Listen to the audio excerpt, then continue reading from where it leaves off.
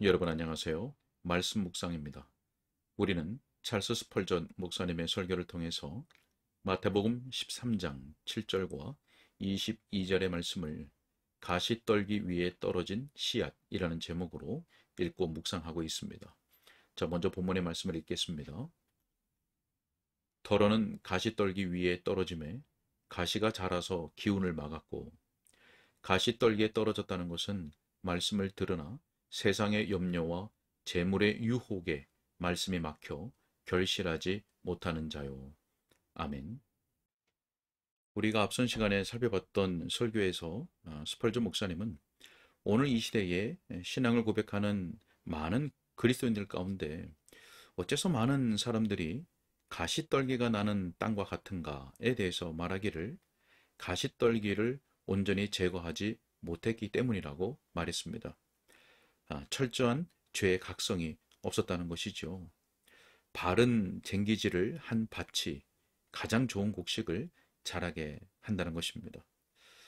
자, 이 세상에 염려라고 하는 가시떨기가 자라지 않도록 조심하라고 권면했습니다. 왜냐하면 가시떨기는 좋은 곡식으로부터 모든 영양분을 빼앗아가고 질식시키기 때문입니다.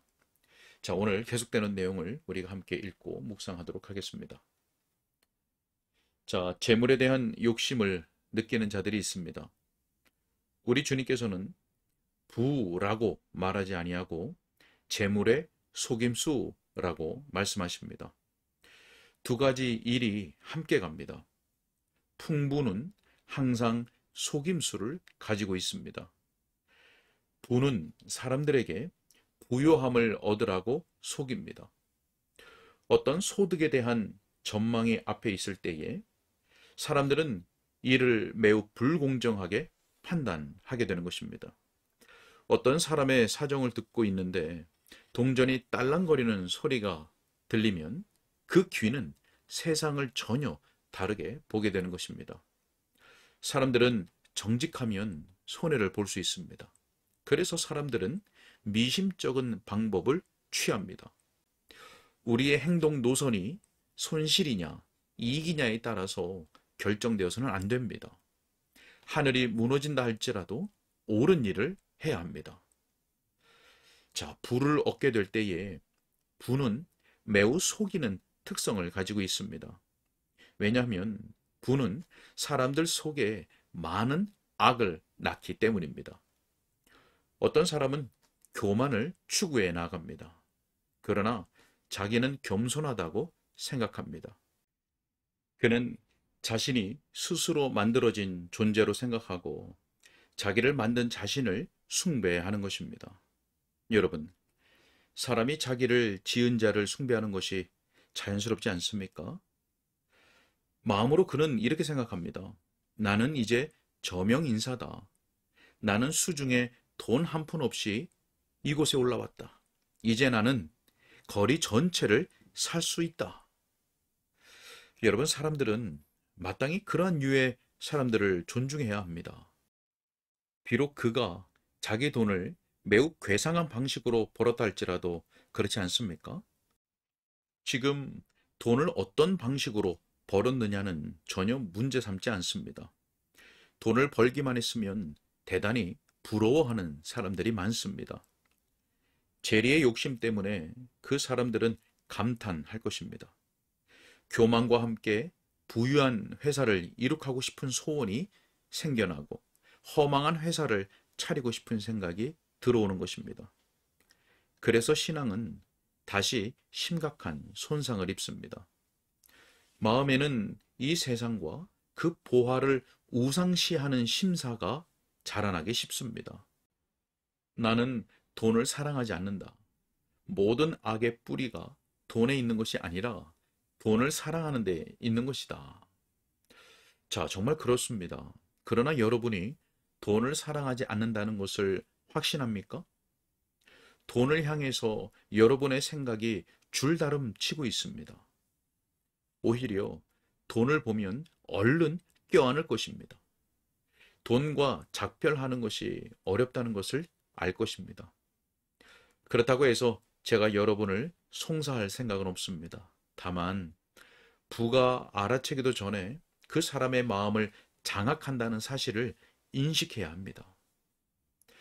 자, 사람들이 그렇게 많은 돈을 가지고 있으면서도 하나님의 일을 위해서는 쓰지 않는 데 대한 구실로 제시하는 것을 잘 주목해 보면 부의 속임수를 알게 될 것입니다. 마귀가 이렇게 비웃는 소리를 듣지 못했습니까? 그들은 하나님을 위해서 매우 큰 일을 할 의향은 있습니다. 여러분, 저는 자기들의 방식들을 가지고 대단히 좋은 큰 일을 하는 여기 계신 많은 형제들에 대해서 말하고 있는 것이 아닙니다. 다만 단순히 부를 축적해 놓기 위해서만 사는 것처럼 보이는 사람들을 말하고 있는 것입니다. 그들은 어느 날 그 부를 통해서 대단히 큰 일을 할 것이라고 변명을 늘어놓습니다. 이런 일에 대해서 많은 부자들이 자신들을 속이고 있는 것을 보면 두렵습니다. 그들은 재산을 쌓아 놓습니다. 그러나 전혀 그것들을 사용하지 않습니다. 벽돌을 만들기는 하나 건물을 짓지는 않습니다. 선생들이요, 정말 좋은 것들을 질식하도록 내버려 두면서 만족할 수 있습니까? 이런 재리의 욕심이 장악하도록 내버려 두면 좋은 씨앗은 질식합니다. 사람이 더 많이 얻고 더 많은 것을 소유하고 갈수록 소유가 더 늘어나 백만장자가 되고 싶어 하면서 주 예수님의 참된 종이 될 수는 없는 것입니다. 몸이 부유함으로 자라면 자랄수록 영혼은 더 가난해지는 것입니다. 자, 여러분, 누가는 다른 종류의 잡초에 대해서 말합니다. 곧 세상 즐거움에 대해서 말합니다. 이 가시떨기는 지금 무서운 작용을 하고 있다고 저는 확신합니다. 레크레이션의 바른 용도에 대해서 반대하고 싶은 생각은 조금도 없습니다. 이런 형태의 레크레이션은 필요하고 또 유용합니다. 그러나 즐거움을 느끼는 것을 앞세울 때는 공고한 것이 되는 것입니다. 즐거움은 의약같이 우리에게 좋은 방향으로 사용되어야 합니다. 그 즐거움을 사람의 양식으로 삼아서는 안 됩니다. 아침 일찍부터 저녁 늦게까지 어떤 사람들은 하찮은 일로 자기들의 시간을 낭비합니다. 이런 일은 악행입니다. 많은 사람들은 모든 거룩한 생각들과 은혜로운 결심들을 아주 하찮은 것으로 취급해 버립니다. 그래서 소위 그 즐거움이라고 하는 것이 생각을 죽여버립니다. 여러분, 지금은 과도한 즐거움의 시대입니다. 모든 사람이 그것을 탐하고 있습니다. 마치 갓난아기가 왁자지껄 떠드는 것을 좋아하는 것처럼 말입니다. 우리 조상들의 더 진지한 시대에서 사람들은 어리석은 놀이보다도 더 좋은 삶의 목적을 가지고 있었습니다. 가시떨기가 이 시대를 질식시키고 있습니다. 자, 또한 마가는 부연하기를 기타 욕심이라고 말합니다. 저는 그 기타 욕심에 해당하는 것들을 열거하지는 않겠습니다. 다만 그리스도와 아버지께 속한 일들 외에 모든 것들을 기타라고 한 가지로 말하고 있음을 지적하고 싶습니다. 만일 사람이 하나님의 영광에 미치지 못하는 어떤 대상을 따라서 자기의 삶을 보내고 있다면 그 자체가 아무리 선한 것이라 할지라도 좋은 씨앗이 그보다 더 열등한 대상 때문에 질식당하는 것입니다. 어떤 사람이 학문적으로 뛰어날 수 있습니다. 그의 학문을 거룩한 목적으로 사용한다면 아주 좋은 것이죠. 그러나 그 학문도 좋은 씨앗을 질식시키는 것으로 사용될 수 있습니다. 자, 어떤 사람이 예술에 대단한 재능을 가지고 있습니다. 만일 그 예술이 그리스도께서 타고 가시는 나귀처럼 그렇게 사용된다면 아주 좋은 것이지요. 그러나 만일 그의 예술이 그리스도를 밀어낸다면 그것은 아주 악한 것입니다. 더 열등한 것을 추구하느라고 마음의 줏대를 잃어버리고 하나님과 진리를 위한 것이 두 번째 일이 될 때에는 좋은 씨앗을 질식시키는 것이 되는 것입니다. 그리스도께서 우리 모든 것이 되지 못하실 때마다 우리 영혼 속에서 좋은 씨앗이 질식당하는 것입니다. 여러분은 제가 말하는 취지를 이해하실 것입니다. 그것이 어느 것이든, 그것이 돈을 버는 것이나 명예나 연구나 쾌락이나 그 모든 것들이 좋은 씨앗을 질식시킬 덩굴이 될 수 있다는 점입니다. 제가 아는 어느 한 목사님은 다음과 같은 문구가 담긴 메모를 받았을 때처럼 기쁜 적이 없었습니다. 사업에 번창하고 있는 한 젊은 사람이 하나님의 사람들에게 기도를 요청했는데 자기의 번영이 자기에게 올무가 되지 않도록 기도를 해 달라는 것이었다. 자, 여러분의 번영에 대해서도 이 점을 유념해야 합니다. 뉴욕에 있는 제 사랑하는 친구 테일러 박사는 오늘날 어떤 그리스도인들에 대해서 말하기를 나비와 같은 기독교를 가진 사람들로 말합니다. 나비와 같은 기독교. 시간과 힘과 생각과 재능이 다 단순한 즐거움을 위해서 허비될 때 그리스도인이 단순한 나비 이외에 무엇이 되겠느냐는 것이죠. 설교를 듣고 있는 여러분, 분명히 우리는 우리 날들을 재미있게 보내라고 이 세상에 온 것이 아닙니다. 또한 우리가 이 세상에 온 것은 자신을 사망에 매이게 하거나 게으름에 빠져 있도록 하기 위함이 아니라고 생각합니다. 우리가 이 땅에 온 것은 마치 집으로 들어가기 위하여 현관에 들어선 사람과 같은 입장으로 이 세상에 태어난 것입니다. 이 생은 하늘 궁전으로 가는 길입니다. 그 길을 지나서 거룩한 기쁨으로 임금 되신 하나님 앞에 들어갈 수 있는 것입니다. 만일 여러분이 마음과 생각을 이렇게 지나가는 것들에 들여버리면 그것이 무엇이라 할지라도 자신의 영혼을 파멸시킬 것이고 선한 씨앗이 자랄 수 없게 만들 것입니다.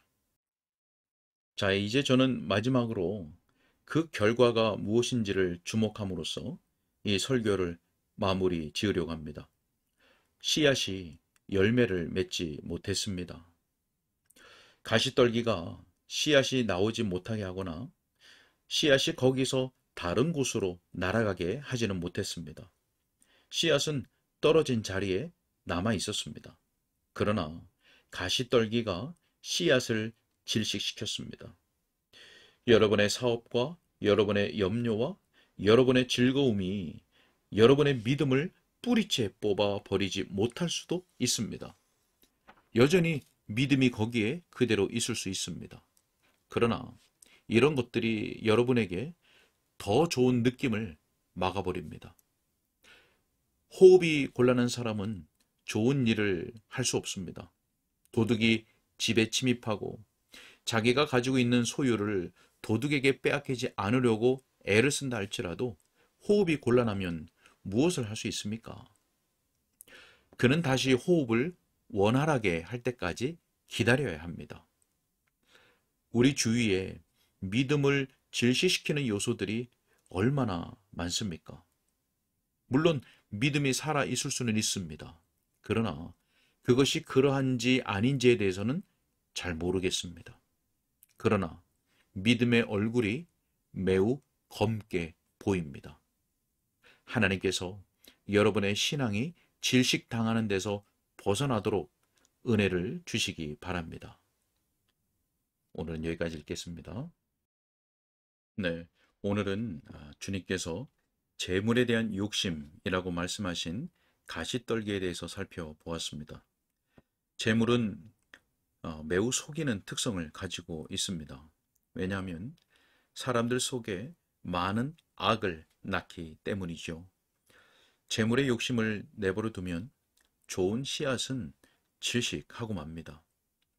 자, 누가는 부연하기를 향락이라고 했고 마가는 기타 욕심이라고 했습니다. 그리스도와 하나님 아버지께 속하는 일들 외에 모든 것들의 가시떨기가 이 시대를 질식시키고 있습니다. 그리스도께서 우리 모든 것에 모든 것이 되지 못할 때 우리 영혼에 있는 좋은 씨앗은 질식당하는 것입니다. 여러분, 우리는 우리에게 뿌려진 하나님의 말씀을 또 믿음을 또 신앙을 질식시키는 그런 요소들이 우리 주변에 너무나 많이 있다는 것을 늘 생각하고 깨어 경계하고 기도해야 할 것입니다. 하나님께서 우리에게 있는 좋은 씨앗이 질식당하지 않도록 지켜주시고 또 은혜 베풀어 주시기를 간절히 소원합니다. 기도하겠습니다. 자비와 긍휼이 많으신 하나님 아버지 감사합니다. 오늘도 우리에게 주의 말씀을 들을 수 있도록 인도하시니 감사합니다. 하나님, 이미 우리들에게 많은 주의 말씀이 뿌려졌고 또 주일마다 그리고 때마다 우리에게 주의 말씀을 들려주십니다. 그리고 우리에게 믿음의 선물을 주셨고 우리로 하여금 하나님을 믿고 의지하고 의탁하는 진실한 신앙을 주신 것을 감사합니다. 하나님, 그러나 이 땅에는 많은 가시떨기가 우리에게 있는 좋은 씨앗이 열매 맺지 못하도록 질식시키기 위해서 굶주린 사자와 같이 우리들을 노리고 있고 또 우리들에게 달려듭니다. 하나님, 우리로 하여금 말씀과 성령 안에서 늘 깨어 있을 수 있도록 도와주시고 모든 위협들과 도전들을 또 미혹들을 말씀으로 또 기도로 이기며 나아갈 수 있도록 주님께서 도와 주옵소서. 그래서 성령께서 우리의 심령을 말씀으로 기경시켜 주심에 따라 우리가 많은 열매로 하나님께 영광 올려드릴 수 있도록 인도하여 주옵소서. 주님 그 딱 드렸고 예수님의 이름으로 기도하옵나이다. 아멘.